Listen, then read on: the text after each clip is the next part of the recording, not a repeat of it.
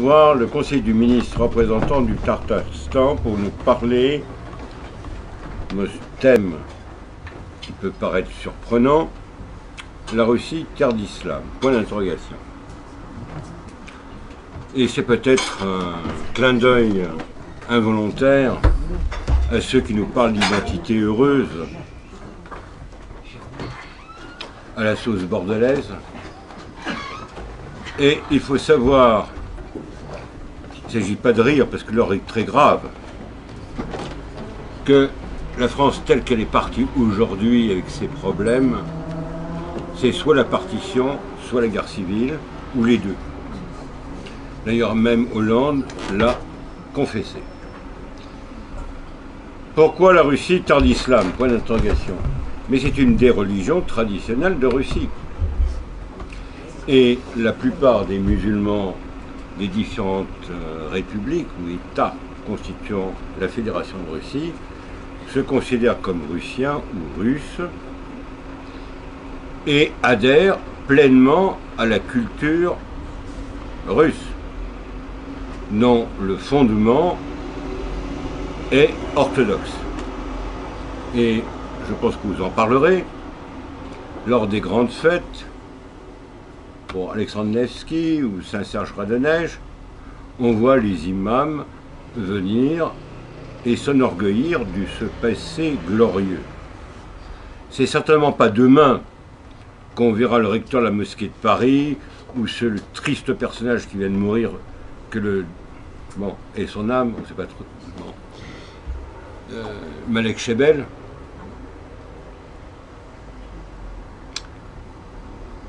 qui aurait dit que la France a des racines chrétiennes, qui se glorifie de Saint-Louis, de Charlemagne, ou de Blanche de Castille, et j'en passe. Le problème est là, et on verra dans les années qui viennent, la question essentielle, ce sera le problème de l'identité.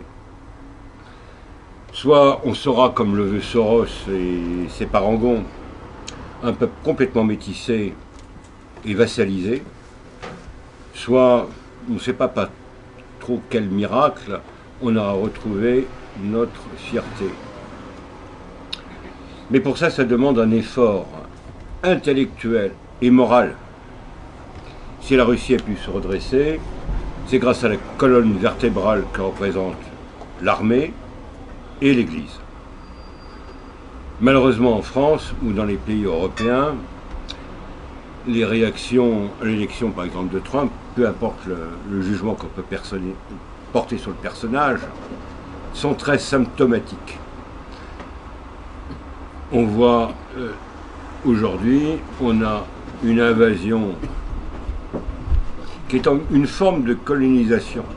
Et dans quelques temps, ce sera en lien avec votre conférence, vous aurez M. Veliokias qui viendra parler de est-ce que la France est en voie d'islamisation et ce que l'on dit réellement dans les mosquées.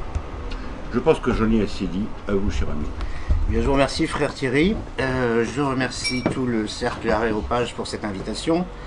Et donc, en effet, nous allons parler ce soir de l'islam en Russie. Est-ce que la Russie est une terre d'islam? Le titre peut paraître un petit peu ambigu ou choquant, mais justement, je suis là pour vous exposer quelle a été la place, quelle est la place aujourd'hui de la religion musulmane dans la Russie.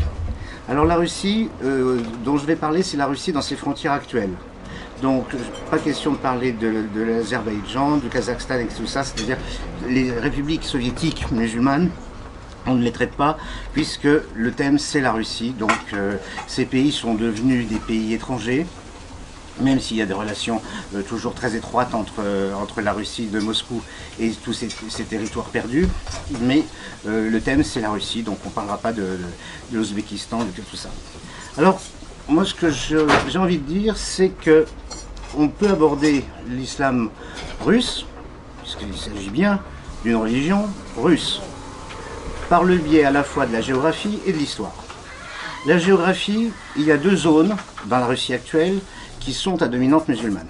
La Volga, avec le centre qui est Kazan, Tatarstan, et puis le Caucase. le Caucase avec les républiques du Daghestan, l'Ossétie et la Tchétchénie, et l'Ingouchie.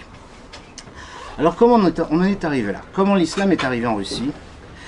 Ça s'est fait de manière très peu connue en Occident, parce que l'islam est arrivé en Russie sur des terres peuplées par des gens qui avaient des religions primitives.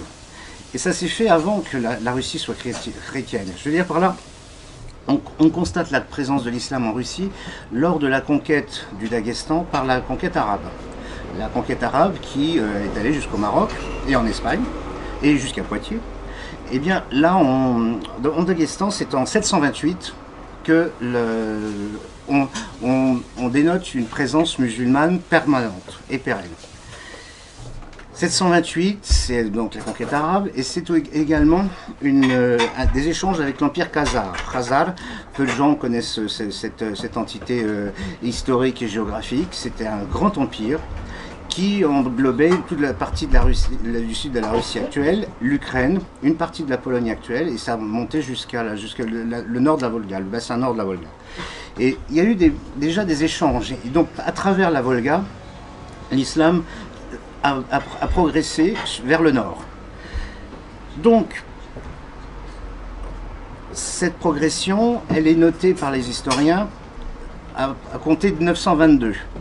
Je rappelle que la christianisation de la Russie, c'est 988. Donc, on peut considérer que la première religion monothéiste structurée en Russie, avant la Russie kiévienne et donc christianisée, c'est l'islam. Alors ça peut paraître bizarre, mais ce sont des faits. Alors, donc, quand on fait de l'histoire de la Russie, c'est toujours très difficile d'aborder des sujets aussi sensibles, parce qu'on a peu d'éléments, parce que les bolcheviks ont tout ravagé, les archives ont tout ravagé, ceux qui savaient ont été déportés, etc. etc. Et c'est toujours très difficile, et en plus, par-dessus, l'historiographie soviétique partisane a effacé la vraie tradition pour y substituer la propagande, pour déclarer que tout ce qui était religion est évidemment néfaste, etc. Donc, tout ça vous le connaissez, c'est pas la peine que je revienne là-dessus. Alors, quand je dis 988, christianisation de la Russie, c'est la Russie kiévienne. Moscou n'existe pas. Mais Moscou n'est mentionné qu'en 1141. Donc on est vraiment dans la nouveauté. Par contre, Kazan, la capitale de l'actuelle République du Tatarstan, est centre névralgique de l'islam russe, de cette époque comme aujourd'hui, existe. C'est la fondation de Kazan. En 2005, on a célébré le millénaire de la fondation de la ville. Et donc, vous voyez, il y a une antériorité par rapport à ce qui est régulièrement exposé en matière d'histoire. C'est ça. Un grand événement se produit qui va encore asseoir l'islam, c'est la conquête mongole. Donc la conquête mongole, alors les Mongols de l'époque, c'est ce qu'on appelle aussi des Turcs, T-U-R-K, non pas des Turcs de Turquie, et ils n'ont pas grand-chose à voir avec les Mongols de Mongolie d'aujourd'hui. Ce sont des hordes de cavaliers redoutables qui ravagent complètement toutes les principautés russes et qui s'installent durablement, qui installent un régime avec un État qui va durer 300 ans, auquel seront vassalisées les principautés russes avant qu'elles s'unissent pour créer ensuite la principauté de Novgorod et ensuite la principauté de Moscou qui deviendra la Russie que nous connaissons avec les tsars Ivan III, Ivan IV. En 1252, Becher Khan, c'est le petit-fils de Gengis Khan, quand même quelqu'un, se convertit à l'islam. C'est-à-dire que l'islam se propage non pas par la conquête par le sabre, mais par la conversion des dirigeants de la Horde d'Or. Et donc, il n'y a pas de guerre de religion à cette époque pour imposer l'islam comme religion d'État. Mais l'islam progresse quand même. Le reste de la Russie, enfin de la Russie connue, hein, on ne parle pas de la Sibérie, mais de la Russie occidentale, et chrétien, mais sous domination. Les nobles russes payent le tribut à la Horde d'Or, et donc la Horde d'Or est l'État central de Russie. Donc tout ça, on est au XIIIe siècle. Il faut voir où on en est en Europe occidentale, c'est-à-dire qu'il y a ces deux mondes complètement différents qui s'ignorent, qui se redoutent. Il y a des rumeurs que, bon, en tout cas, les Mongols administrent le pays, et l'influence mongole est tellement importante que même dans le vocabulaire, on trouve des mots mongols. Je dis par exemple, Oukaz, le décret, c'est un mot mongol. Okhana, la sécurité, c'est un mot mongol. Donc beaucoup de choses comme ça sont issues de l'administration mongole de la Horde d'Or. La Russie se renforce avec des tsars, enfin des tsars, et le fait marquant qui là inverse la situation, le rapport de force, c'est en 1552 par Ivan le Terrible, la prise de Kazagne. La prise de Kazagne, c'est la fin du dernier Khana important. Khana, c'est le royaume, hein, c'est le territoire du Khan. Le dernier Khana indépendant, à la suite d'alliances, de trahisons, de nobles musulmans, tatars qui travaillent pour la Russie. Enfin bon, c'est très complexe, c'est comme la fin de l'Empire byzantin. Donc là, la Horde d'Or n'existe plus, et c'est l'Empire russe qui devient dominant, et pour toujours, enfin, jusqu'à aujourd'hui. Un monument que vous connaissez tous est le symbole de cette prise de Kazan et d'Astrakhan et de Sibir, c'est la cathédrale de Basile le Bienheureux. Donc Ivan le Terrible, pour célébrer la victoire sur les Tatars, donc les Tataro-Mongols, fait édifier ce monument extraordinaire qui est sur la place rouge, pour montrer que maintenant la Russie a réussi à dominer et à passer outre la puissance tataro-mongole. Alors ce monument que vous connaissez tous, puisque c'est toujours la référence de Moscou, c'est avec les coupoles et tout, c'est pas un monument. En vérité, ce sont 8 églises. Chaque tour est une église.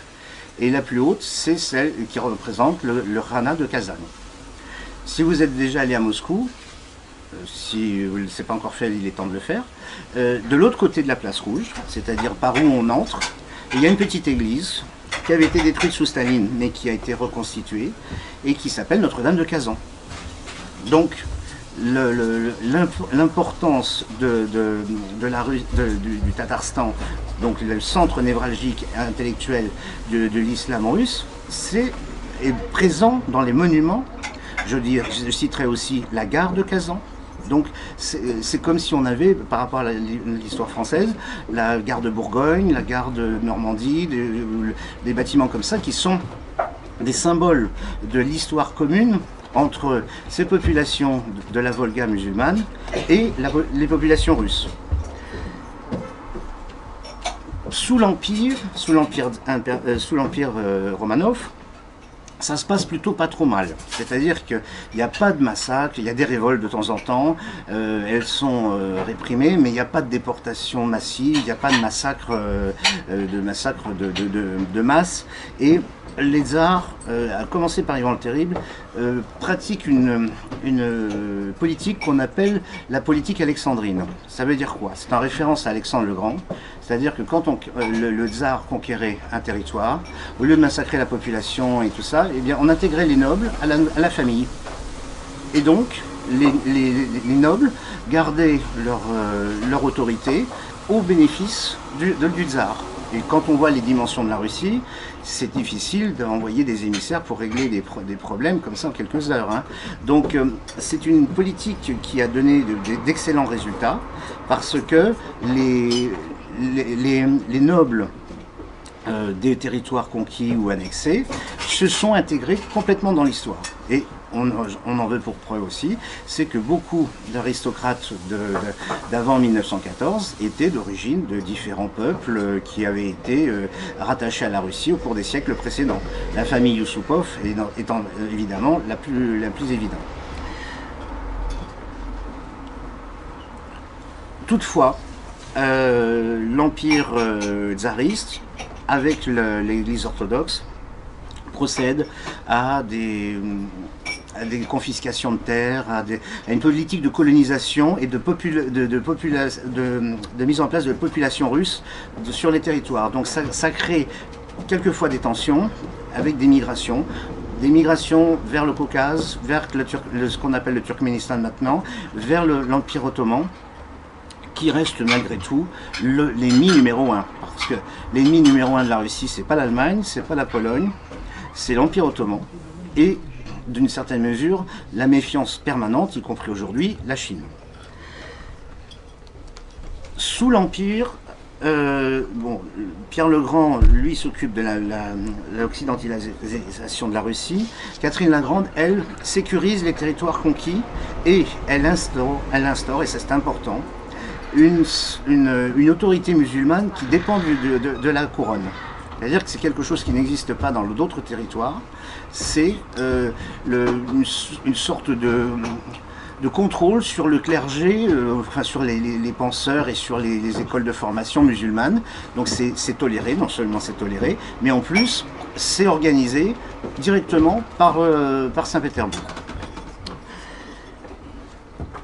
Sous la fin de l'Empire russe, se passe une révolution culturelle essentielle qui a des conséquences jusqu'à aujourd'hui. C'est ce qu'on appelle le djihadisme.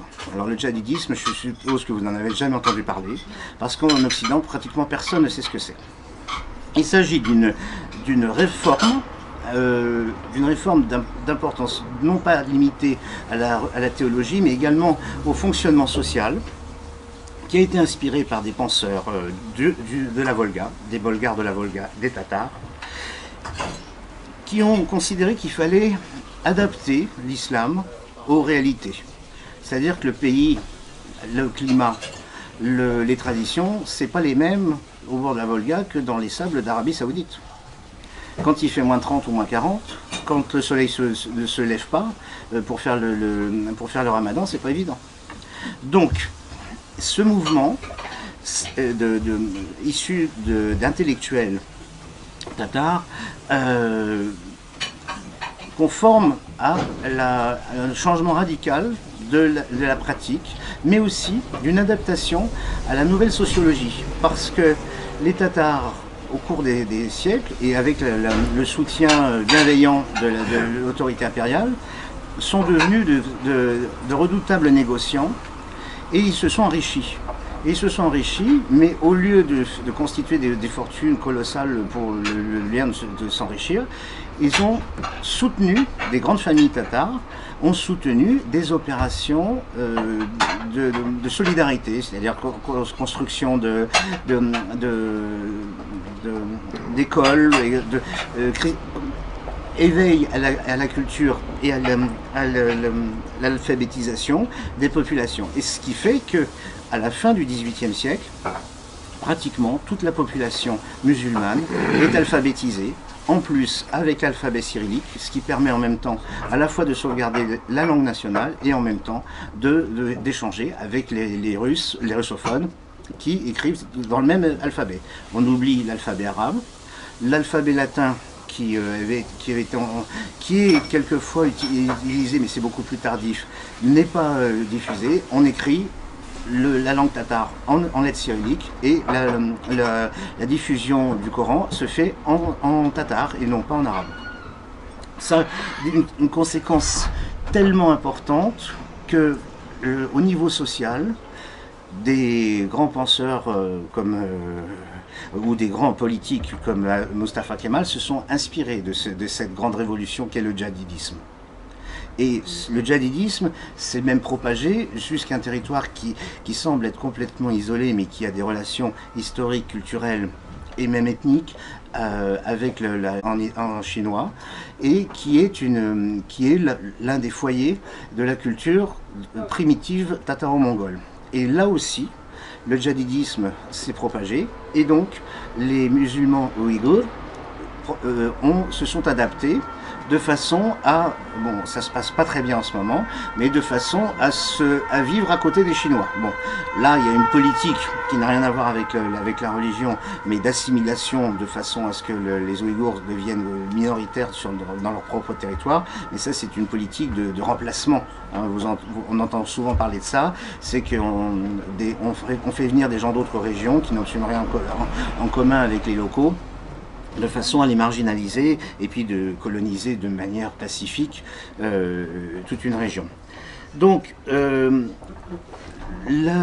djihadisme, c'est quelque chose qui est pour moi essentiel. C'est pour ça que je m'attarde beaucoup là-dessus, parce que c'est une vision de l'islam qui, aujourd'hui, fait que les Russes musulmans, qui vivent sous cette forme d'appréciation de l'islam, sont un modèle de coexistence avec les orthodoxes et avec les autres religions. Il ne faut pas oublier que dans tout le territoire de la Russie, il n'y a pas que les orthodoxes et les musulmans, il y a aussi tout un tas de religions primitives, il y a aussi des juifs, il y a aussi des bouddhistes, des brahmanistes, enfin tout un tas de choses. Et donc, ça donne aujourd'hui, en 2016, une société complètement pacifiée, qui cohabitent de manière... Je parle de la Volga, hein, on parlera ensuite du Caucase, c'est tout à fait différent. Mais donc une société complètement pacifiée qui, comme l'a dit le frère tout à l'heure, intègre les valeurs communes aux deux religions. Les mariages mixtes sont pratiquement même devenus une tradition. Chacun fait bon, en plus, les gens de la Volga sont des gens qui aiment beaucoup bien vivre. Ce sont des régions riches, donc on n'a jamais trop manqué, même à l'époque soviétique, de victuailles et tout. Donc tout le monde fait la fête. Quand c'est Noël, ben les musulmans viennent faire la fête. Quand c'est la fin du Ramadan, ben les chrétiens viennent aider pour faire la cuisine. Enfin, c'est comme ça. Et ça se passe toujours de manière... Alors, je parle bien de la Volga. Hein. Ça se passe toujours comme ça. Et la coexistence entre les deux perdure. Et je vais venir après au XXe siècle et la fin de l'Empire et la période soviétique, parce que ça aurait pu mal tourner. Ça aurait pu mal tourner. Au moment de la révolution de 17, les musulmans sont divisés. Il y en a qui choisissent le camp des soviets, d'autres qui choisissent les blancs. Bon, vous savez, vous connaissez la conclusion de tout ça. Mais les territoires qui correspondaient à des territoires musulmans sous l'Empire Romanov demeurent sous forme de républiques associées ou de républiques soviétiques autonomes et gardent leur identité. C'est-à-dire que malgré le pouvoir extrêmement centralisé des soviets, demeurent des territoires comme la Bachkirie, la Tchétchénie, le Mariel, Komi et compagnie. Donc tous ces territoires-là existent avec des frontières, avec une capitale. Staline impose que chacun ait sa langue, ses traditions, etc. Donc malgré la pression et l'oppression des bolcheviks, toutes ces cultures-là demeurent.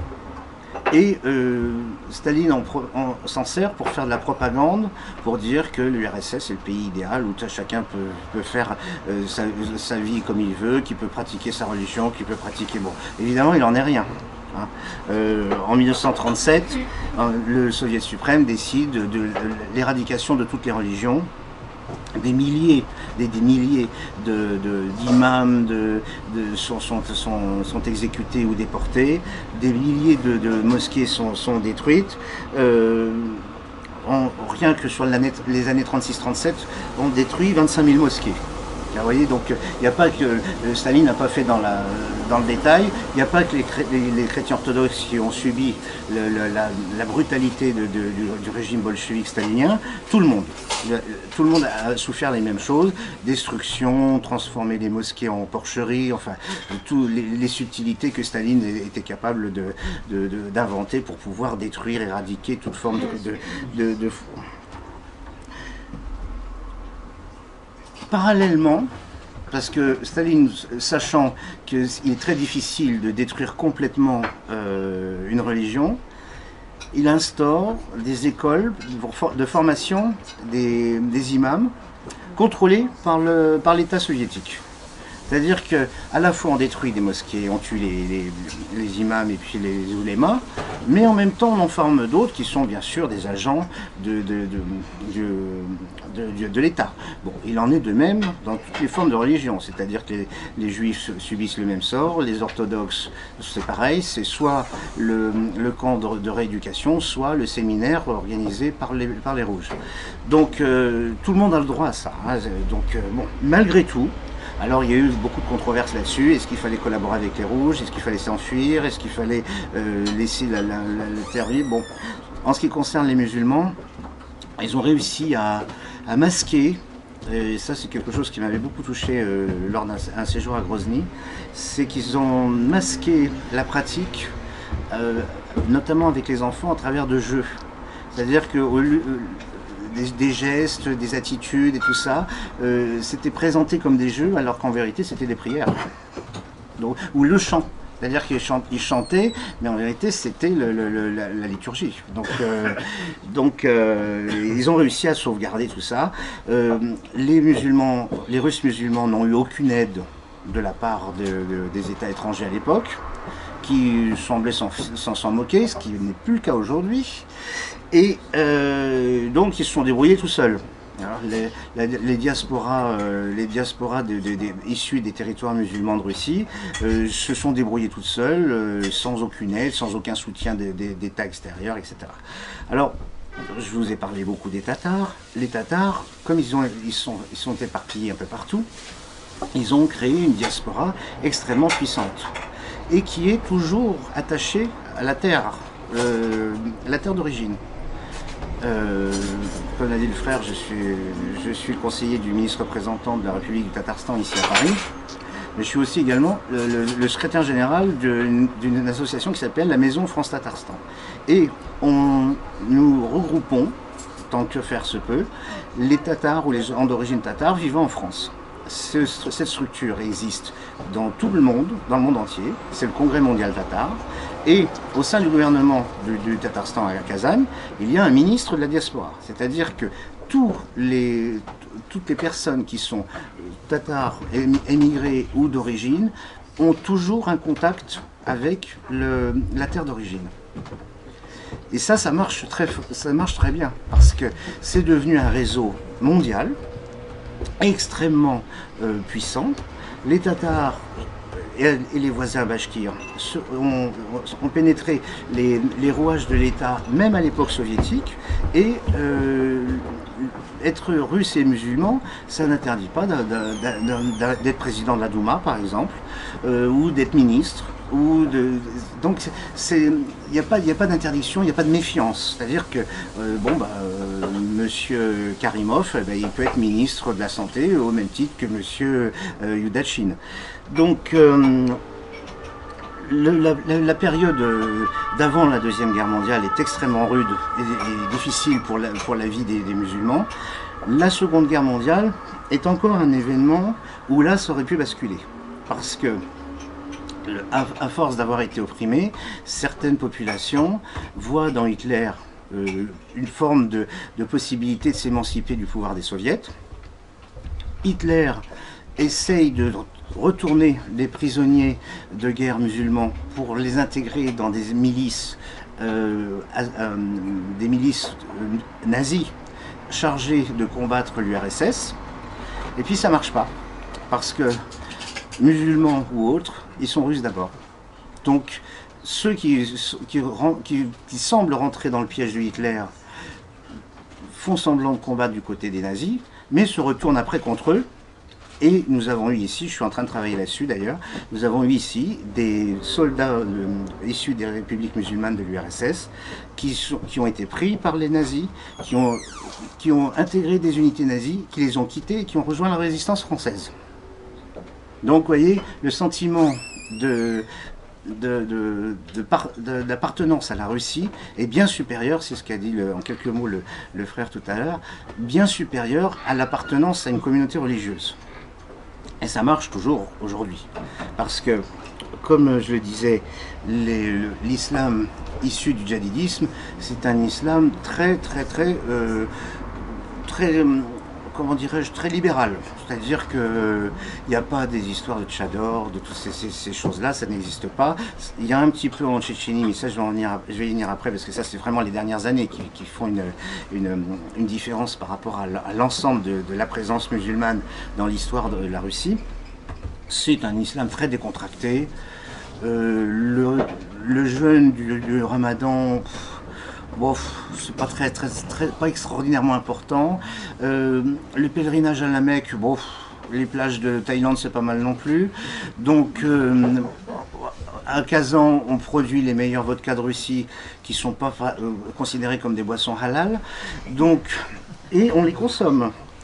Donc c'est un islam pour ceux qui ont visité la Yougoslavie d'avant la partition, c'est à peu près ça, c'est-à-dire c'est un islam très décontracté, on va pas à la mosquée tous les vendredis parce qu'on n'a pas le temps, parce qu'il y a un match de foot, parce qu'il y a des courses de chevaux, etc. Bon, donc bon.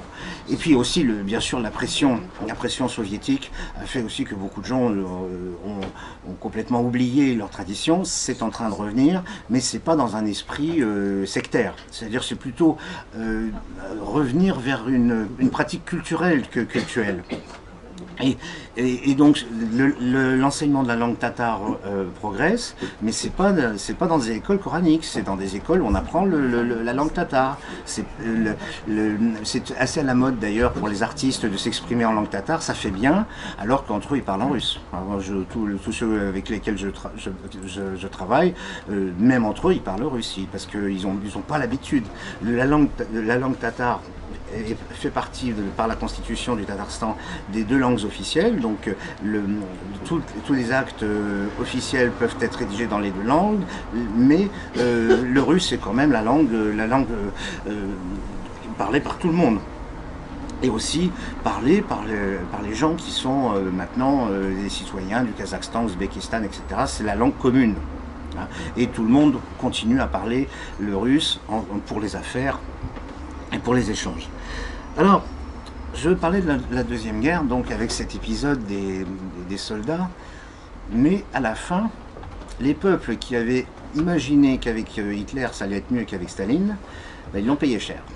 Parce que le petit père des peuples n'a pas hésité à déporter intégralement des peuples entiers en Sibérie, au Kazakhstan, et ceux dont on parle souvent ici en France, c'est les Tatars de Crimée, qui ont été considérés comme peuple traître, et qui ont tous été embarqués vers le Kazakhstan, et ils n'ont pu retrouver leurs droits qu'en 1967. Le droit de revenir, pas leur droit, le droit de revenir. Leurs droits, ils les ont retrouvés en 91. Et donc, à l'époque de Khrouchtchev, il ne faut pas se faire d'illusions, c'est pas mieux. C'est-à-dire qu'on continue à détruire des mosquées, des églises, enfin tout ce qui peut, surtout en Ukraine, puisque lui est originaire d'Ukraine, donc il commence, comme Staline avec la Géorgie, par ravager son propre pays avant d'aller détruire les autres. Et cette répression féroce s'arrête non pas en 1953, mais en 1956. C'est-à-dire que Khrouchtchev, le bon bonhomme qu'on présente, et après avoir affamé son propre peuple dans les années 30, continue la répression stalinienne jusqu'en 1956. Donc le bonhomme n'était pas aussi sympathique que ce que les historiens occidentaux voudraient en faire paraître. Arrive la période Brejnev, donc c'est ce qu'on appelle la période de glaciation, il ne se passe rien. C'est-à-dire que pas de répression, mais pas d'encouragement. Les séminaires orthodoxes fonctionnent, bien sûr limités. Les métropolites et le patriarche sont nommés avec l'assentiment du Kremlin. Il en est exactement de même avec les dignitaires musulmans. C'est-à-dire qu'une entité qui s'appelle la Moultaya, qui existe toujours, est une sorte de conseil suprême du culte musulman de la Russie. Sauf que là-bas, ça marche. et qu'il n'y a pas de problème. Personne ne met en cause cet organisme qui regroupe toutes les associations avec les différentes cultures, avec les courants de pensée, etc., etc. Ça marche. Il y a le consistoire juif, il y a le patriarcat orthodoxe et il y a les multaya, c'est-à-dire que tout le monde se retrouve dans une organisation visible et qui fonctionne. Arrive Gorbatchev. 1986, Gorbatchev arrive en racontant ce que les Occidentaux ont bu comme de la vodka fraîche, c'est-à-dire que tout va être super, la perestroïka, c'est formidable, etc. Bon, finalement, ils s'en foutent complètement. Néanmoins, il autorise les pèlerinages à la Mecque, qui sont à cette époque-là quelques milliers de personnes. Et en plus, les Saoudiens ne veulent pas que des Russes viennent en pèlerinage parce qu'ils ont peur qu'ils contaminent les leurs. Donc il ne se passe pas grand-chose. 91, la tentative de coup d'État du mois d'août, là ça change. Parce que, entre-temps, la Russie s'est réhabituée à retrouver ses racines culturelles, redécouvre l'apport des religions, toutes religions, hein, l'islam comme l'orthodoxie, comme le judaïsme, comme les religions du Grand Nord, le chamanisme, etc. Et là, c'est le contraire. C'est-à-dire que là, ça marche. On reconstruit des mosquées comme on construit des églises, mais c'est-à-dire le ressenti de l'époque, c'est de retrouver leur histoire comme si elle s'était arrêtée en 1917. C'est-à-dire on repart où on était en 1917. Et donc là, le 91, c'est un grand changement parce que 91 aussi, c'est la perte des républiques soviétiques, alors les Baltes bien sûr, mais l'Ukraine et les républiques d'Asie centrale. Et là, pendant l'époque soviétique, tout le monde était citoyen soviétique. Donc il y avait des échanges, des mariages, etc. On allait travailler chez les uns, etc. Puis là, tout d'un coup, on s'aperçoit que notre voisin, c'est comme la Yougoslavie, hein, on s'aperçoit que notre voisin, c'est plus notre voisin, c'est un étranger. Et là, il y a un problème. Parce que des forces extérieures que vous reconnaîtrez essayent de faire de l'influence de l'islamisme, c'est-à-dire réislamiser ces populations, mais avec des arrière-pensées que vous avez devinées. Et là, c'est la Tchétchénie, avec bien entendu des influences externes pour essayer de déstabiliser non seulement la Tchétchénie, mais l'ensemble du Caucase, et une activité universitaire, associative, turque, dans les anciennes républiques soviétiques. J'ai dit que j'en parlerai pas, mais pourquoi je le cite? C'est parce qu'ils essayent de faire la même chose dans les républiques musulmanes de la Volga. Et là, ça marche pas parce que les Turcs n'ont pas compris que les Tatars, les Bachkirs, les Oudmoutes et tout ça, ils veulent bien de l'argent des Turcs, mais ils n'ont pas envie du tout de vivre comme des Turcs. C'est-à-dire qu'ils construisent des centres commerciaux parfaits, qu'ils construisent des mosquées, mais le centre commercial avant. Donc il y a des relations qui sont logiques parce que les Turcs et les peuplades de ces régions-là parlent une langue assez proche, la nourriture est la même, l'islam c'est l'islam sunnite, mais comme je l'ai dit, après avec le djihadisme, beaucoup plus décontracté et beaucoup plus original. Et donc les Turcs qui commencent à parler de chador, barbe et tout ça, on dit oh là là, retournez chez vous, hein, parce qu'on ne veut pas de ça. Et donc, en Tchétchénie, qui est un territoire, le Caucase a été conquis beaucoup plus tard. Et la Crimée a été conquise aussi beaucoup plus tard, 1783. Donc c'est pas la même chose que sur la Volga. C'est un islam qui est plus proche de l'islam de Ottoman. Et donc, ça crée un problème parce que les forces obscures qui essayent de déstabiliser le Caucase essayent de dire, puisque les Kazakhs, les Turkmènes, tout ça sont devenus indépendants, pourquoi pas vous? Hein, bien sûr, en disant, les Géorgiens, ils vont partir, et puis les Arméniens, on va les égouiller. Ceux qu'on n'a pas réussi à éliminer en 1915, on va leur faire leur fête maintenant. Et ça a marché auprès de certains. ça a marché auprès de certains. C'est pourquoi il ne faut pas oublier quand même que la Tchétchénie, c'est un territoire de montagne. Ce sont des tribus extrêmement belliqueuses. Hein. C'est pas des histoires de dire que les Tchétchènes sont les peuples les plus dangereux. Même Pouchkine lui-même en parle, c'est pour vous dire. Pourtant Pouchkine c'est pas un écrivain guerrier.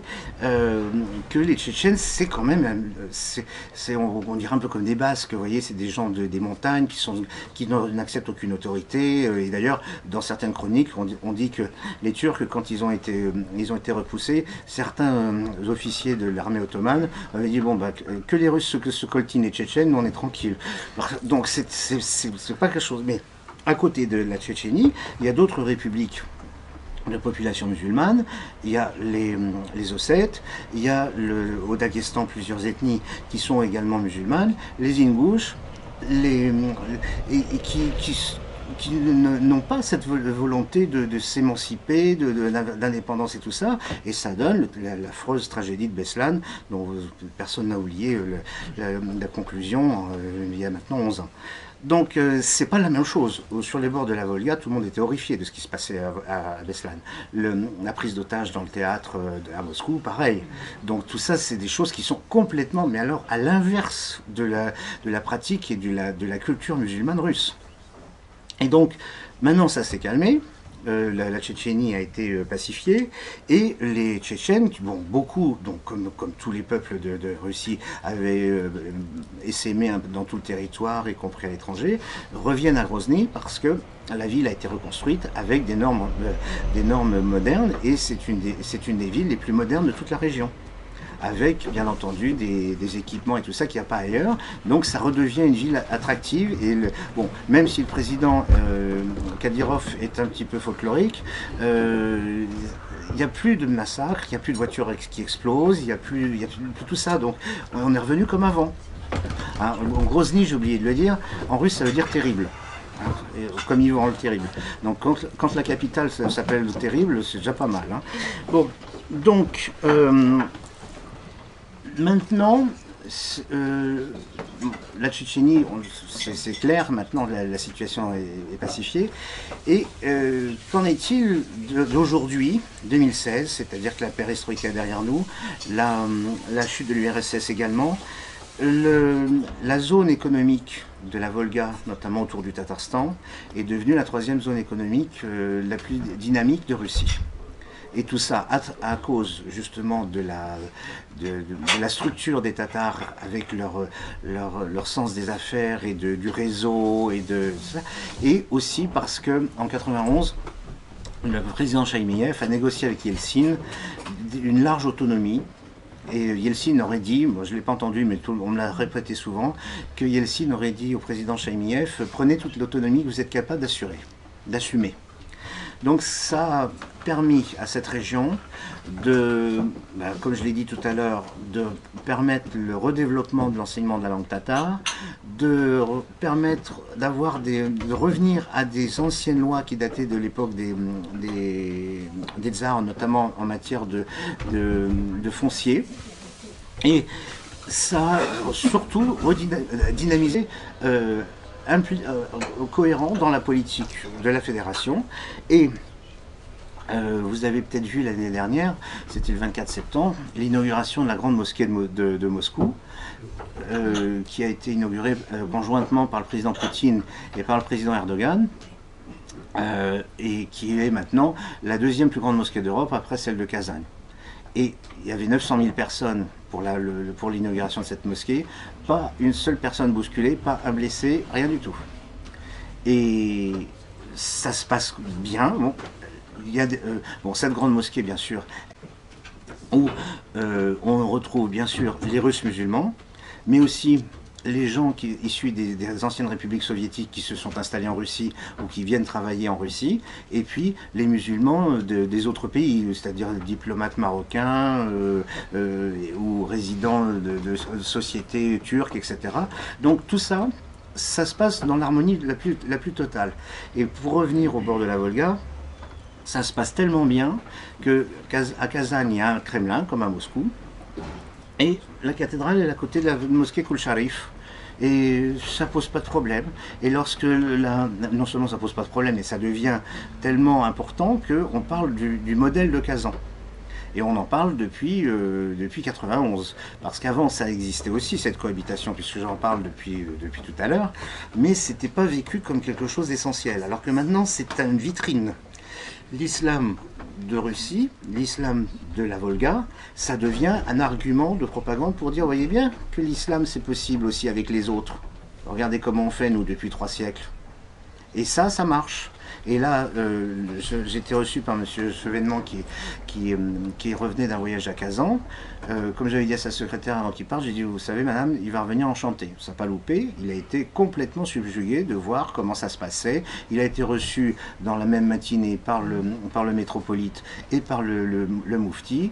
Le métropolite et le moufti de Kazan ont l'habitude de déjeuner ensemble dans le même restaurant, à la même table, et une fois par semaine, et de façon à ce que ça se voit bien. C'est-à-dire que c'est pas caché, c'est pas quelque chose de clandestin, c'est au contraire, on voit bien, on peut aller dans un restaurant, on voit, bah, tiens, à la table d'à côté, bah, c'est le moufti et le métropolite. Et quand il y a eu des idiots qui ont incendié, c'était il y a 3 ans, incendié une église orthodoxe qui était en construction, ce sont à l'appel d'ailleurs du moufti, ce sont les entreprises de construction tatars, musulmanes, qui ont offert les matériaux et le personnel sur leur propre fonds pour reconstruire la cathédrale, enfin l'église qui avait été endommagée. C'est-à-dire qu'ils ont payé, ils ont offert les matériaux, ils ont payé le personnel pour reconstruire l'église. Et un événement que je rappelais avec le frère tout à l'heure, lorsque le Vatican a restitué la copie de l'icône de Kazan, l'icône miraculeuse. C'était une initiative du défunt patriarche de Rome, Jean-Paul II, et qui voulait faire un bon geste.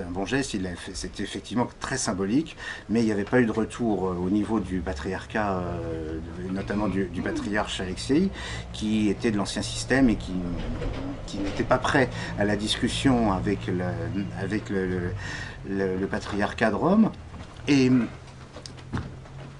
lorsque l'icône est arrivée, eh bien, tout le peuple tatar était là, c'est-à-dire y compris les gens qui ne sont pas tatars, mais qui s'estiment tatars, parce que c'est un monument national qui revenait à la maison. Et donc, au premier rang, il y avait le président, il y avait bien sûr le patriarche, le métropolite de Kazan, et le grand moufti, le grand rabbin, toutes les autorités célébraient le retour d'un symbole de l'histoire de la parfaite coexistence au sein de la République du Tatarstan. Alors il y a un dernier point que je vais aborder, c'est la Russie d'aujourd'hui, de 2016, vis-à-vis de Daesh, Al-Qaïda et tout ça. Alors c'est très clair, le président Poutine n'a pas du tout d'équivoque là-dessus. Tous ces gens-là sont des adversaires, ce sont des terroristes, ce sont des assassins, et il n'y a pas de cadeau à leur faire. Donc, vous vous souvenez tous quand il avait dit que les terroristes, on irait les rechercher jusque dans les... Bon, bah, pour les autres, c'est pareil. C'est-à-dire que si jamais ils tombent entre les mains des forces spéciales russes en Syrie ou en Irak, bah, ça risque d'être difficile.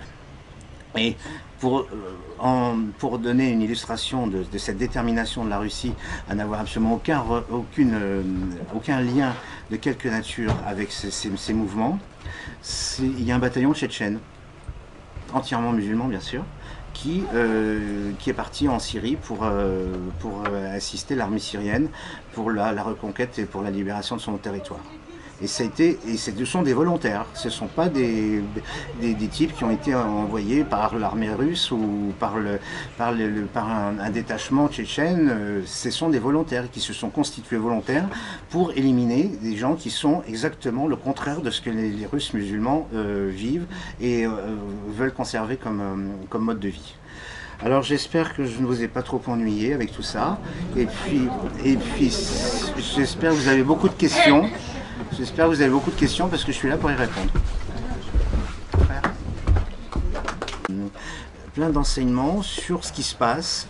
Et il explique bien que pourquoi il a mis un printemps russe à le renouveau, parce qu'en effet, quand on vit là-bas, quand on s'y rend souvent, quand on visite les régions, là, on a l'impression que c'est un pays qui est en pleine reconstruction, que tout le monde a envie que ça change, que ça bouge. Et c'est exactement l'inverse d'ici, quoi. Tout le monde se plaint et tout. Là-bas, ben non, allez, on bosse. Et puis, bon, il y a la crise, tant pis, on va manger des pommes de terre et puis après ça ira mieux. Enfin, ça, c'est une constante dans la vie russe. Hein. C'est-à-dire que quand il y a une crise, bon, c'est difficile, mais dans l'esprit qu'on appelle l'âme russe, que vous avez souvent entendu cette expression, la ruskaya mysl, c'est un état d'esprit qui fait que, bon, alors déjà, il faut toujours dire que c'était mieux avant, hein, c'est sûr, même si c'était épouvantable, mais bon, ça va mal, mais ça ira mieux demain. Et puis on va faire ce qu'il faut pour. Et puis bon, on a eu un dictateur sanguinaire, mais ça aurait pu être pire. Et puis, vous voyez, donc les gens qui étaient sous les bombes nazies à Leningrad, ils écoutaient des histoires drôles, alors qu'ils n'avaient rien à manger, mais ils écoutaient des histoires drôles à la radio. La propagande de l'armée rouge racontait des histoires drôles sous les bombardements. Je ne sais pas si vous imaginez le truc. Donc ce renouveau de la Russie, cette volonté de s'en sortir, de ne plus être la risée de l'Occident et tout ça, c'est quelque chose de très profond et c'est partagé par tout le monde. Là, ça transcende complètement les histoires de religion ou de classe sociale. C'est vraiment quelque chose qui, les jeunes, ils veulent pas vivre comme leurs grands-parents, ils veulent vivre comme tout le monde, quoi. C'est-à-dire avoir un téléphone portable, aller faire du ski, aller se baigner à la mer et tout ça. Et donc c'est pourquoi Alexandre parle de tout ce que j'ai dit, il évoque aussi, il parle aussi de la Crimée naturellement, parce que la Crimée en vérité, c'est bon, j'ai bien dit tout à l'heure, en 1783, Catherine II, impératrice de Russie, conquiert la Crimée sur les Ottomans. La Crimée devient russe et elle n'est pas autre chose que russe, elle n'est pas chinoise, elle n'est pas sud-africaine ou javanaise. Donc l'opération de 1953 de Khrouchtchev, c'est une usurpation. C'est comme si on disait maintenant à la France, au fait, vous exagérez un petit peu, vous devriez rendre l'Alsace et la Lorraine à l'Allemagne. Hein, donc, vous voyez, ça c'est abordé. C'est pour ça que moi je vous recommande la lecture du livre d'Alexandre, parce que c'est vraiment un document essentiel qui reprend tout, qui décrypte toute l'évolution de ces dernières années. Bon, je parle pourtant, il faut que j'arrête. Hein. Je vous écoute pour les questions, hein, bien sûr. L'Ukraine, pouvez-vous parler de l'Ukraine, de la crise qui vient en ce moment entre la Russie et l'Ukraine? L'Ukraine également qui est un fief aussi russe, je crois. Oui, plutôt. Voilà. Alors bon, oui, d'accord. C'est votre question? Très bien. Alors, alors l'Ukraine, l'Ukraine, tout à l'heure j'ai parlé de la christianisation de la Russie, c'est la Russie qui est vienne, c'est-à-dire que le berceau de l'orthodoxie russe, c'est Kiev. Hein, et donc Kiev avait des échanges avec les Byzantins et même avec l'Occident, puisque nous avons une reine de France qui s'appelle Anne, qui était la fille de Sviatoslav le Grand. Et c'est grâce à Anne que nous avons des rois qui sont appelés Philippe, parce que ça n'existait pas en Europe occidentale, le prénom Philippe. Donc l'Ukraine, c'est effectivement le berceau culturel et historique de la Russie, on l'appelait la petite Russie d'ailleurs, et le territoire actuel, c'est en vérité les frontières que Staline a découpées. Alors c'est assez croustillant de voir que les grands démocrates s'attachent à sauvegarder un territoire complètement artificiel comme l'était la Yougoslavie ou la Tchécoslovaquie, avec les frontières de Staline. Bon, moi je veux bien, je suis pas contre. Hein. Mais alors, pour revenir d'une manière beaucoup plus factuelle sur la question de l'Ukraine, tout le nord-ouest, c'est la civilisation polonaise, donc on parle le polonais, on mange de la cuisine polonaise, christianisme catholique, et tout le sud, c'est-à-dire le Donbass et puis la région du Dniestre, c'est russe, c'est-à-dire qu'on ne parle pas la même langue, on ne mange pas la même chose, ils sont orthodoxes, ils sont viscéralement attachés à la Russie, ils ne veulent pas entendre parler, alors surtout avec des clones comme celui qui a la tête du gouvernement à Kiev, qui sont des marionnettes d'un autre pouvoir que je n'ai pas besoin de citer, que vous avez reconnu. Et donc, c'est deux pays en vérité. Vous avez la partie nord-ouest et puis la partie sud-est qui sont deux pays différents. Il n'y a pas d'abord, l'Ukraine n'existe pas sur les cartes historiques, il n'y a jamais eu. La Lituanie, oui.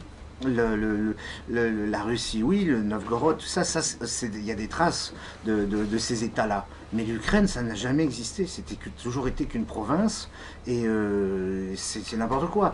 Donc, pourquoi le Donbass ne supporte plus la tutelle de Kiev? Parce qu'ils ne se sentent pas, enfin, les gens qui sont à Kiev ne sont pas des Ukrainiens de tradition russe. C'est autre chose.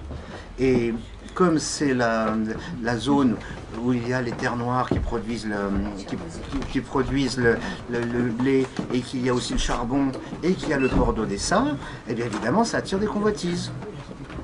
Et ça attire des convoitises. Et la désignation d'Ukraine, c'est ce qui est à l'extérieur. Oui, c'est ça. Voilà. C'est au bord.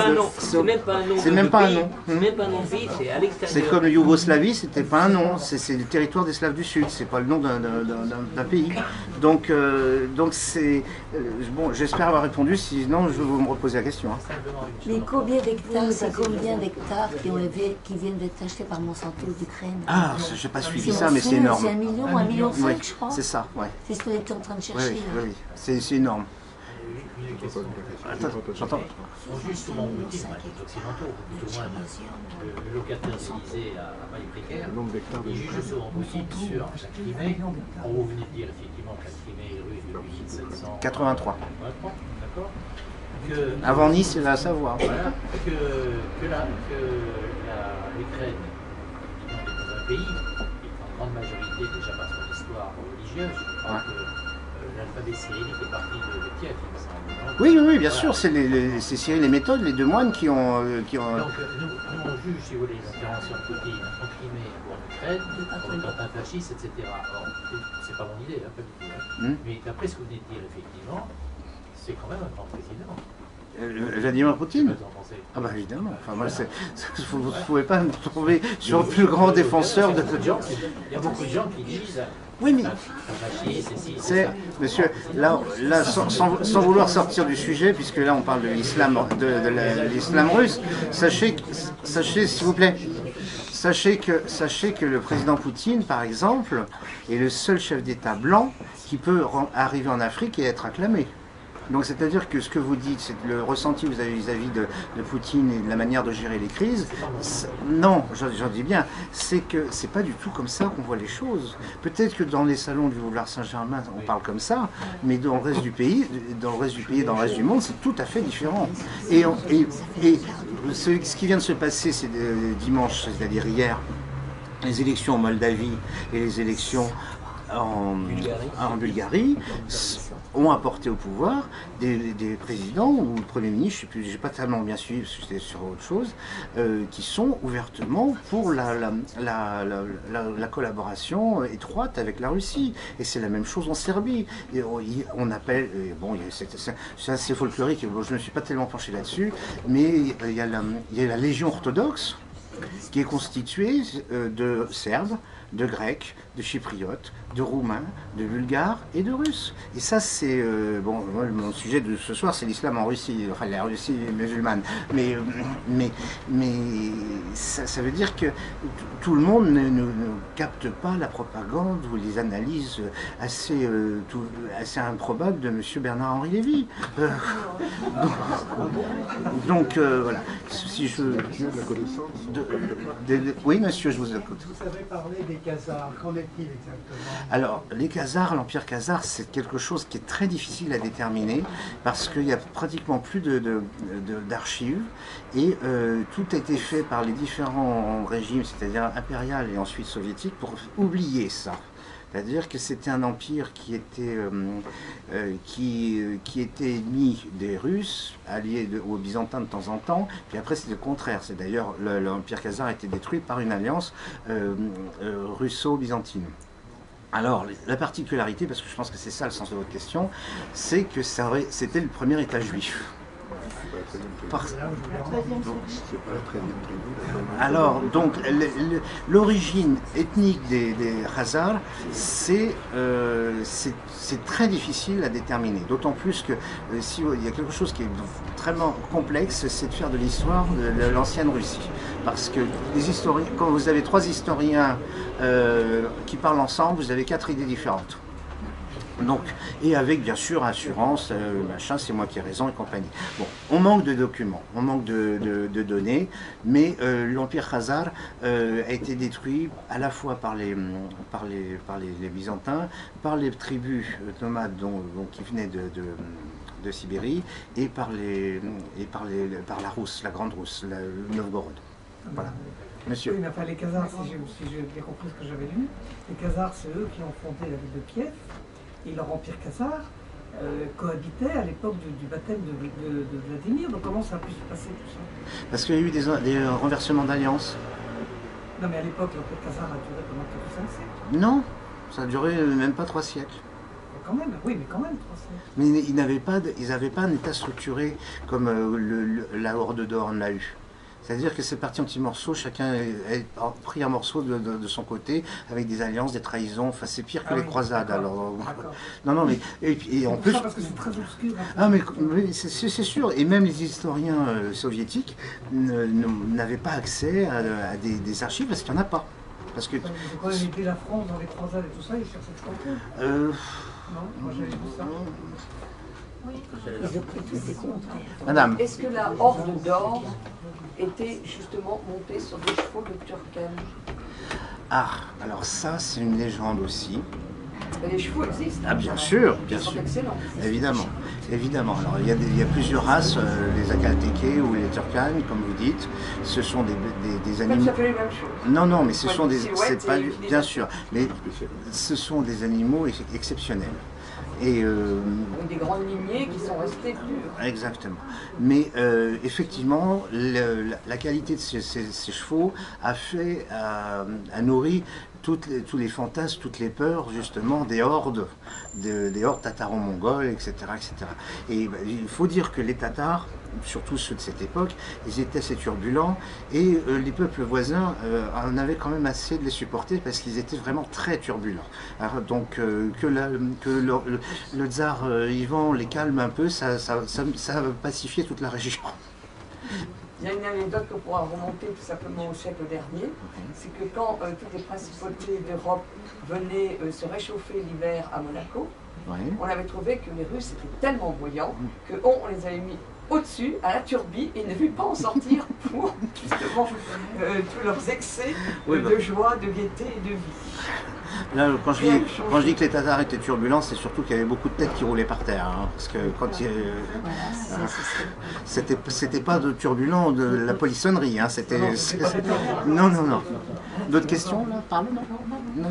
Mais alors, à propos de l'Ukraine, en fin de compte, le fait que 10% du territoire ukrainien ait été acheté par Monsanto a permis une infiltration catastrophique en fin de compte par l'Amérique, qui dit toujours que son verrou pour empêcher la Russie de vivre, c'est l'Ukraine.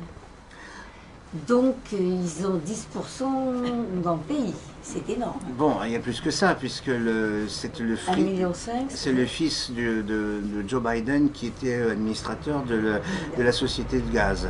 Donc plus... Le gaz en plus. Voilà, donc non, mais la colonisation économique de l'Ukraine par les États-Unis et son allié polonais ne fait aucun doute. Mais ça change, parce que vous savez qu'à Washington, ça change aussi. Et donc... Oui, mais ce qui a été acheté est acheté. Oh, alors ça, ce qui a été acheté peut être pris. Mais monsieur, quand même, il faut quand même admettre une chose. Il y a quand même, disons, la province de Donetsk et puis de Lugansk. C'est comme la partie industrielle qui était une partie les plus riches aussi de l'Ukraine, je crois. Une partie industrielle. Oui, bien sûr. Alors, le Luhansk et Donetsk, oui, c'est bien sûr. Mais c'est justement ce qui était l'objet de la convoitise. C'était toutes les aciéries, mais plus le charbon. Mais l'Ukraine est riche aussi de son agriculture. Donc, elle était riche de son agriculture. Ils ont pris Donc, non, mais... Mais les Allemands déjà avaient commencé utilisaient cette terre qu'on appelle le Tchernosium. Tchernosium, oui. Ils avaient transporté cette terre en Allemagne. Alors, commencé, oui, mais vous savez, maintenant parce que c'est possible. Maintenant, c'est possible. En Russie, c'est encore, ça débute.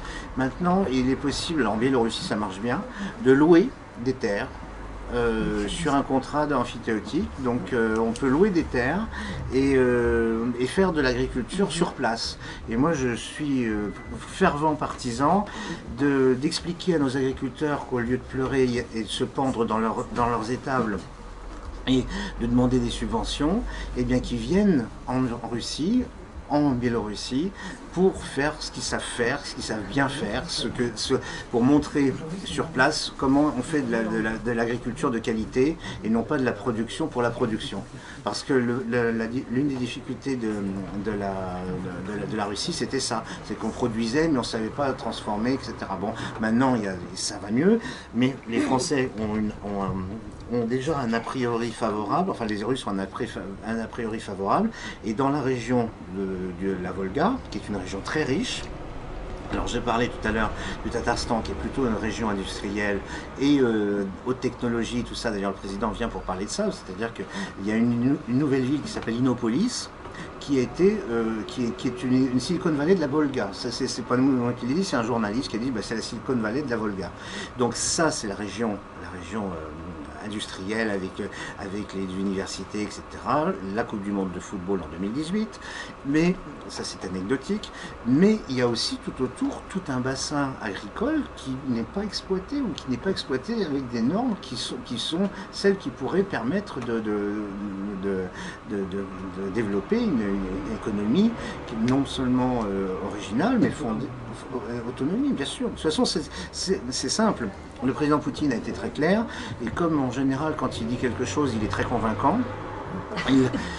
Il a souhaité que, dans les plus brefs délais, la Russie soit complètement autonome en matière de nourriture et de produits agricoles. Bon, évidemment, il y a certaines productions comme les ananas ou les bananes, ça va être difficile, quoique sous serre, ils sont capables de tout, mais qu'il est hors de question de dépenser des devises pour acheter de la nourriture. Ça, c'est plus possible. Alors, évidemment, les réponses... Alors, là-dedans, justement, la diplomatie musulmane dont je vous ai parlé est à l'œuvre. C'est-à-dire que pour contrer justement les sanctions économiques américano-européennes, et bien embargo, voilà. Donc actuellement, par exemple, dans le domaine de haute technologie, la Russie, à travers la région de la Volga et la ville de Kazan en particulier, travaille avec la Malaisie, avec Singapour, avec le Pakistan, avec l'Iran, enfin avec tous les gens qui ont envie de travailler avec la Russie et puis qui ne veulent plus travailler avec les autres. Donc la finance musulmane, je vous ai parlé du Kazan Summit, du sommet de Kazan annuel, eh bien, les Américains ne veulent pas prêter d'argent, bah, tant pis, à Dubaï il y en a. Vous voyez, l'islam là-dedans, c'est quelque chose de quotidien, c'est pas une petite tradition familiale, c'est-à-dire que c'est devenu une partie intégrante de la diplomatie et de l'économie de la Russie. Oui, par contre, il y a une zone d'ombre. La Sibérie est en train de passer sous l'emprise chinoise. Et vous êtes au courant un petit peu du livre Les 3 discours de Solovyov. Ouais. On parlait du péril chinois, mais disons malgré tout, il y a un problème, c'est-à-dire qu'il y a 150 millions de Russes face à 1,5 milliard, enfin 1,3 milliard exactement chinois, et la Russie, elle a cédé, si c'est pas la moitié, mais disons le tiers de la Sibérie aux Chinois, et là, elle est en perte de vitesse. Elle l'a cédé ou ils l'ont occupé? Il y a eu des accords économiques. Alors bon, l'accord économique, c'est de toute façon avec la Chine, c'est toujours je t'aime moi non plus. Il y a toujours la méfiance la méfiance qui est parallèle aux grandes déclarations d'amitié. des deux côtés d'ailleurs. Alors, les Chinois font attention aux Russes et les Russes redoutent les Chinois. Alors dans ce que vous dites, c'est-à-dire la désertification de la Sibérie orientale, c'est un phénomène qui était très préoccupant, c'est-à-dire qu'après la chute de l'URSS, il y a des régions entières qui se sont vidées parce que les gens habitaient ou travaillaient là pour des raisons qui n'étaient pas fondamentalement économiques. C'est-à-dire que ils gagnaient 3 ou 4 fois leur salaire par rapport à ce qu'ils auraient touché à Moscou s'ils habitaient à Khabarovsk ou dans Nakhodka ou dans des endroits comme ça. Mais une fois qu'on est revenu à l'économie réelle, il n'y avait plus de raison de payer ces gens-là 3 fois plus cher, donc ils sont revenus à Moscou. Donc il y a eu aux États-Unis des villes fantômes. Et, comme l'a mentionné monsieur, les Chinois qui manquent de place et puis qui ont quand même le tempérament fourmilier, et bien ils se sont dit, tiens, il y a de la place, pourquoi pas s'installer, etc. Alors, avec le projet de train rapide, la nouvelle route de la soie sur les rails, là, comment on appelle ça là, enfin, c'est un projet de train de marchandises qui partirait de la Chine jusqu'à l'Europe pour éviter les échanges par bateau cargo.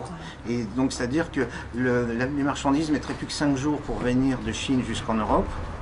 Il y a déjà des... Oui, mais c'est pas. Là, c'est un grand projet. C'est la nouvelle.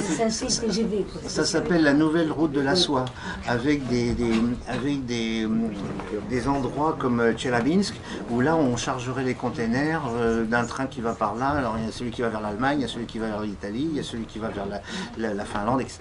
Donc ça fait. Alors, le frère en a parlé tout à l'heure. Ça, c'est un autre projet qui s'appelle l'Eurasie, Yevrazia. C'est un projet personnel de Vladimir Poutine. C'est de reconstituer un ensemble économique avec les anciennes républiques de l'URSS, c'est-à-dire, ça existe déjà, il y a la Russie, la Biélorussie, le Kazakhstan et l'Arménie. C'est-à-dire c'est une zone de libre-échange comme nous on a connu la communauté européenne à l'époque des Neufs. Alors, il n'y a pas la même monnaie, il n'y a pas tout ça comme aujourd'hui, mais plutôt, c'est pour ça que je dis que je vous donne cet exemple, c'est l'Europe des Neufs. L'Europe des Neufs, avec l'harmonisation des droits, machin, de douane, etc. Et l'objectif à terme et à plus long terme, c'est que dans cet ensemble eurasiatique, c'est que des pays qui n'ont pas été membres de l'URSS, comme l'Inde ou la Chine, s'en rapproche pour pouvoir constituer un pôle financier avec une monnaie commune, comme nous on avait l'écu à l'époque, tout le monde se souvient de ça, une monnaie de transaction, une monnaie factice mais de transaction, et ça c'est un autre projet. C'est le RMB mais qui fonctionne déjà. Non, ça c'est que pour les Chinois. Là il s'agirait d'une monnaie scripturale pour l'ensemble de l'Eurasie. Donc ça c'est un autre projet, mais là aussi, au Kazan Summit de cette année, c'était au mois de mai de cette année, au Forum économique musulman de Kazan, il était question de ça. C'est-à-dire que les Chinois, ils ont quand même quelque chose comme 25 ou 30 millions de musulmans, parmi lesquels les Ouïghours, leurs économies sont en pleine déroute et tout, mais c'est pas vrai du tout. C'est parce qu'ils en ont peur qu'ils essayent de le faire. Il y a un problème avec le Brésil aussi. C'est surtout la compétence, et c'est dramatique ce silence, ils ne se rendent pas compte de ce qui se passe. Mais ils le savent peut-être, mais le passent. Vous ne voyez pas qu'ils le massent. Je suis économiste, et ce problème-là, on en parle en économie, on va dire, dans des cercles de chercheurs. Voilà, c'est ça. Donc, on redoutait cette zone eurasienne depuis très longtemps, parce que non seulement c'était une menace pour l'euro, mais au plus de ça, on regardait la réaction des États-Unis, parce que dans ces cas-là, ça veut dire que ça ne sera plus le pétrodollar. Et là, il y a vraiment un problème. Évidemment. Et on se demandait comment les Américains allaient se débrouiller, notamment vis-à-vis des aides de titres que détiennent les Chinois. Voilà, donc là, on est sur le problème. Bien sûr. Et aussi, puisque vous êtes économiste, madame, vous savez ce que c'est que la banque musulmane, c'est-à-dire avec les prêts à taux zéro. Cette année, pour la première fois, ils ont fait travailler les économistes en France sur la finance islamique. C'est ça. Jamais auparavant, nous avons travaillé sur... Et j'avais un monsieur juif à côté de moi qui m'a dit, tu vas voir, ils vont nous faire une OPA sur la finance occidentale. Il faut regarder l'importance des lobbying actuellement, notamment lors des élections avec Clinton et l'autre, l'importance sont ces lobbying juifs et musulmans qui sont en train de prendre le dessus sur les lobbying juifs. Oui. Tout la politique pro-arabe qui suit derrière. Donc ça, c'est très intéressant de regarder. Et les Anglais avaient compris ça. Bien sûr. Depuis très longtemps. Mais comment se fait-il qu'en effet, on n'en parle pas alors ça, allez demander ça une politique. Mais là dans l'esprit de ce que j'ai exposé depuis tout à l'heure, l'islam russe est un facteur économique essentiel, y compris dans des domaines comme la banque. C'est-à-dire que les banques tatares, ce sont des banques de niveau classe A. C'est pas des caisses d'épargne. C'est une bonne orientation, parce que jusqu'à présent, c'était la City qui détenait en fait la finance islamique.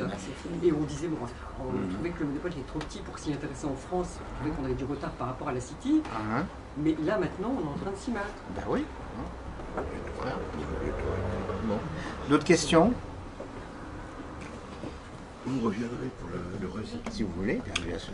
Donc, je signale que le conférencier reviendra pour la dernière conférence de cette année sur les forces spirituelles de l'Eurasie.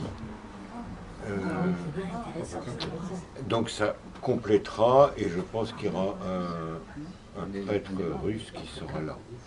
Alors, il ne reste plus que 2 livres de l'ATSA. Ceux qui le veulent, il faut vite se dépêcher. Il y a déjà 3 qui ont été vendus. Comment? Il ne reste plus que 2. Vous le voulez? Allez-y, je tiens. Je viens d'acheter quoi? Ça vaut le coup. 20 euros. Sur 5 avoir un russe, c'est un mois. Comme ça, plus bas.